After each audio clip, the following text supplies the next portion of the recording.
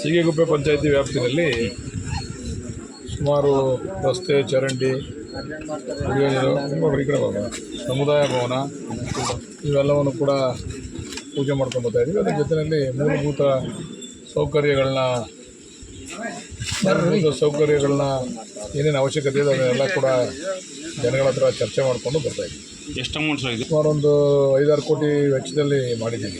ಈ ಪಂಚಾಯತಿನಲ್ಲಿ ಸುಮಾರು ಒಂದು 8 ಕೋಟಿ ವೆಚ್ಚ 8 ಕೋಟಿ ವೆಚ್ಚದಲ್ಲಿ ಮಾಡಿದ್ದೀವಿ. ರಸ್ತೆ, ಚರಂಡಿಗಳು, ಊರೊಳಗಡೆ ಕಾಂಕ್ರೀಟು ಎಲ್ಲವನ್ನು ಕೂಡ ಮಾಡ್ಕೊಂಡ್ಬರ್ತಾ ಇದ್ದೀವಿ. ಜನ ಏನೇನು ಕೇಳಿದ್ರು ಅಂತ. ಚಕ್ರಪಾವಿ ಚುನಾವಣೆ ಇದು. ಚುನಾವಣೆಯಲ್ಲಿ ಮತದಾರ ಪ್ರಭುಗಳು ಅವರು ತೀರ್ಪು ಕೊಡ್ಬೇಕು, ನಾನು ತೀರ್ಪು ಕೊಡೋಕ್ಕಾಗಲ್ಲ. ಅವತ್ತಿಂದನೂ ಇವತ್ತವರೆಗೂ ಕೂಡ ಸೊಸೈಟಿ ಚುನಾವಣೆ ನಡೆದಿರಲಿಲ್ಲ. ಮಧ್ಯ ಒಂದು ಸರಿ ನಡೆದಿತ್ತು, ನಾನು ಎಮ್ ಎಲ್ ಎ ಆಗಿದ್ದಾಗ ಒಂದು ಸರಿ ನಡೆದಿತ್ತು. ಆವಾಗಲೂ ಕೂಡ ನಮಗೆ ಹೆಚ್ಚು ಜನ ನಮ್ಮ ಬೆಂಬಲಿತರು ಗೆದ್ದಿದ್ರು. ಆವಾಗಲೂ ಕೂಡ ನಾನು ಮೊದಲನೇ ಬಾರಿ ಎಮ್ ಎಲ್ ಎ ಆದಾಗ ಅಂತ ಕಾಣಿಸ್ತದೆ 94 ಎಮ್ ಎಲ್ ಎ ಎಲೆಕ್ಷನ್ ನಡೆದಿದ್ದು. 97 ಒಂದು ಸರಿ ನಡೆದಿತ್ತು. ಆವಾಗ ನಾವು ಹೆಚ್ಚು ಒಂದು ಇಬ್ಬರೇನೋ ಅವ್ರ ಕಡೆ ಗೆದ್ದಿದ್ರು, ಇನ್ನು ಬಾಕಿಯವ್ರೆಲ್ಲ ನಮ್ಮವ್ರು ಗೆದ್ದಿದ್ರು. ಅಲ್ಲಿಂದ ಇಲ್ಲಿವರೆಗೂ ಕೂಡ ನಿರಂತರವಾಗಿ ಈ ಸೊಸೈಟಿ ಚುನಾವಣೆ ಮಾಡಲಿಕ್ಕೆ ಅವಕಾಶ ಯಾರೂ ಕೂಡ, ನಮ್ಮ ವಿರೋಧಿಗಳು ಕೂಡ ಮಾಡಲಿಕ್ಕೆ ಇವತ್ತು ಕೂಡ ಅವ್ರಿಗೆ ಇಷ್ಟ ಇಲ್ಲ. ವಿರೋಧಿಗಳಿಗೆ ಎಲೆಕ್ಷನ್ ಮಾಡಲಿಕ್ಕೆ ಇಷ್ಟ ಇಲ್ಲ. ಮಾಜಿ ಶಾಸಕರ ಒಣ ಪ್ರತಿಷ್ಠೆಗೋಸ್ಕರ ಬಲಿ ಬಿದ್ದಿರ್ತಕ್ಕಂಥದ್ದು. ಈಗ ಚುನಾವಣೆ ನಡೀತಾ ಇದೆ, ಜನ ತೀರ್ಪು ಕೊಡ್ತಾರೆ ಮತದಾರರು. ಈಗ ಅವ್ರು ಏನಾರು ಮಾತಾಡ್ತಕ್ಕಂಥ ಸಂದರ್ಭದಲ್ಲಿ ನನ್ನ ಸೋದರನ ಮೇಲೆ ಏನು ಅವ್ರು ಆಪಾದನೆ ಮಾಡಿಲ್ಲ.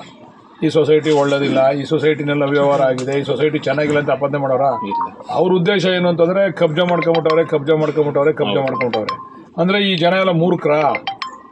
ನಮಗೆ ವಿಶ್ವಾಸ ಇಟ್ಟು ಅಧಿಕಾರ ಕೊಡ್ಬೇಕಾದ್ರೆ ಜನ ಅವ್ರ ಮಾತಿನ ಪ್ರಕಾರ ಮೂರ್ಖರು ಜನ ಅಂತ ಕಾಣಿಸ್ತದೆ.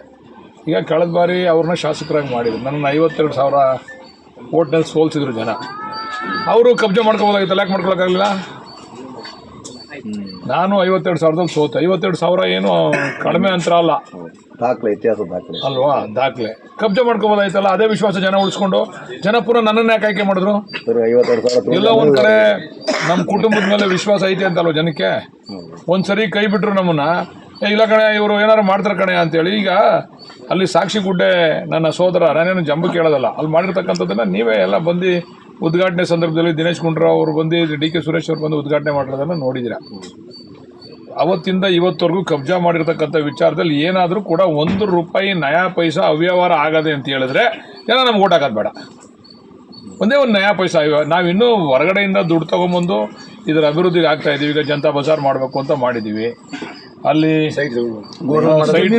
ಜಮೀನು ಸೈಟು ಕೂಡ ತಗೊಂಡಿದ್ದೀವಿ, ಗೋಡೌನ್ ಮಾಡ್ತಾ ಇದ್ದೀವಿ ನಾವು. ಈಗ ಗೊಬ್ಬರನೂ ಕೂಡ ಇಲ್ಲೇ ಮಾರಾಟ ಮಾಡಬೇಕು, ರೈತರಿಗೆ ಅನುಕೂಲ ಆಗಬೇಕು ಅಂತ. ಮತ್ತು ಎಲ್ಲ ಸಲಕರಣೆಗಳು, ರೈತರಿಗೆ ಬೇಕಾದ ಸಲಕರಣೆಗಳನ್ನು ಕೂಡ ಇಲ್ಲೇ ಮಾರಾಟ ಮಾಡಬೇಕು ಅಂತ ಮಾಡ್ತಾ ಇದ್ದೀವಿ.